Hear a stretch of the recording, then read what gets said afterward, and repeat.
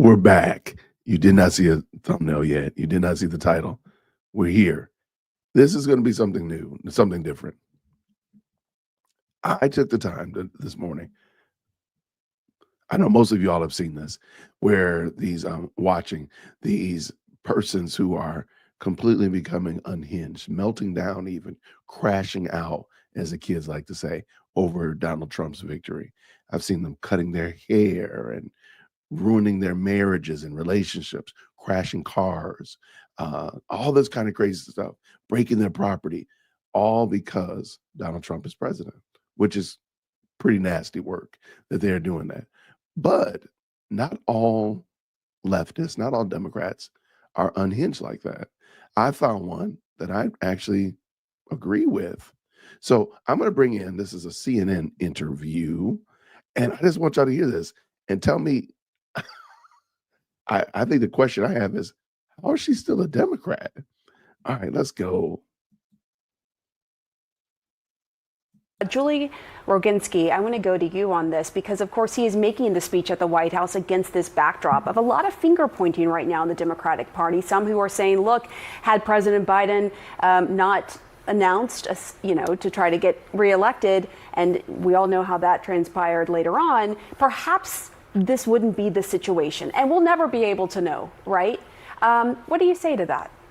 I'm going to speak some hard truths to my friends in the Democratic Party. This is not Joe Biden's fault. It's not Kamala Harris's fault. It's not Barack Obama's fault.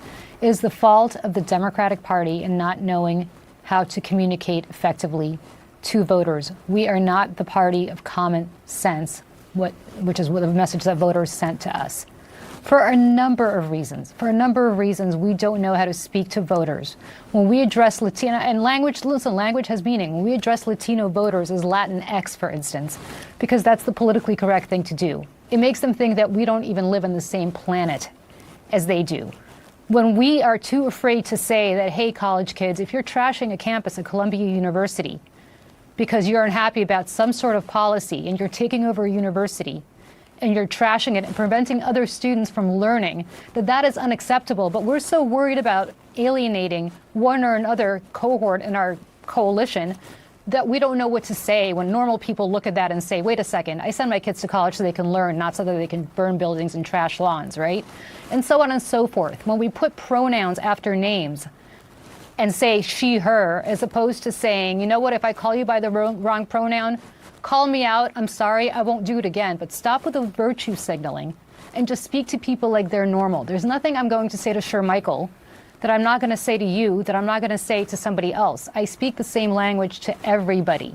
But that's not what Democrats do. We constantly try to parse out different ways of speaking to different cohorts because our focus groups or our polling shows that so-and-so appeals to such and such. That's not how normal people think. It's not common sense. And we need to start being the party of common sense again. Joe Biden is not responsible for that. Neither is Kamala Harris. It is a problem that Democrats have had for years. I've been banging the drum on this for, I don't know how, probably 10 years, if not longer on this. We need to get back to being the party of common sense, that people look at us and say, we understand you. We appreciate what you say because you speak our language. And until we do that, we should stop blaming other people for our own mistakes. Just to follow up with you, and Shermichael, I'm going to get to you. What would you say to those who would argue, well, Joe Biden and then Kamala Harris, they were the messengers. They were the top of the ticket. They were responsible for trying to get to those voters and get through to them with the messaging you're talking about. Listen, and again, I have a lot of friends who I'm going to criticize here, and I know them personally, so I apologize from a personal level. But when you're spending your time at the White House trying to have viral moments with Steve Doocy of Fox News, which nobody in the real world in Bucks County, Pennsylvania, or in Saginaw County, Michigan, knows or cares about. When you're trying to go viral on TikTok because you're somehow taking on and trying to humiliate an anchor at a cable news station, as opposed to looking into the camera and saying, this is what we have accomplished for you today, in plain terms, right? You could look into the camera and say, thanks to our infrastructure bill, Route 212 in Bucks County, Pennsylvania will finally have that pothole filled in Regalsville that you've been complaining about. But that's not what they did. They try to have these weird viral moments constantly where they're trying to take on Ducey at Fox and they think it's hilarious. Nobody knows or cares who Ducey is, and the people who do know him are not voting for us anyway. So the point is, there's a way to talk to people on their own terms about things that they care about. That is a messaging problem the White House has had since day one. I've complained about it since day one. I'm complaining about it now, not to Monday morning quarterback, not to be rude, not to make anybody feel bad, but to say going forward, because I agree with Joe Biden, that was one of the finest speeches I've ever heard anybody give just now. I agree with him. We need to pick ourselves up, look at what went wrong, and change it so we can win again. The first way to do that is to talk to people like they're normal human beings and make them think that we are the party of common sense, not people who are afraid of alienating somebody so that we don't have positions that are clear, concise, and accurate as to where they are. All right. Why did I turn my mic off? Sorry about that. Yo, I thought that was pretty clear. Now, I disagree with her on some viewpoints. I do think that Kamala Harris and Biden, they do hold responsibility. I do think that Obama does hold responsibility in that. But the overall point that she's making, I think, was very solid.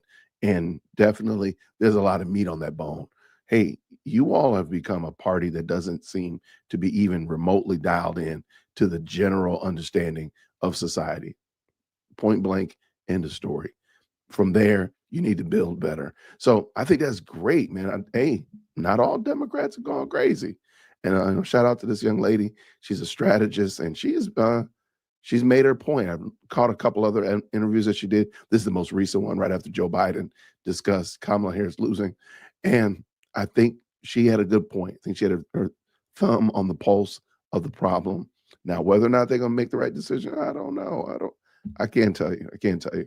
But what I do want to know is, what do you think? So down in the comments, if you don't mind, drop what you think about it. Do you think the strategist is completely nose blind? Do you think she's out of pocket, or do you think you agree with her? I don't know, but I would love to hear what you all think down below. And until next time, everybody, grace and peace. Take care. Hit that like for deal with Christian. Yo, for deal with Christian. Smash that bell for DLC. Yo, smash it. Just smash it. Hit that like for deal with Christian. For deal with Christian. Smash that bell for DLC. Yo, smash it. Just smash it. Hit that like for deal with Christian.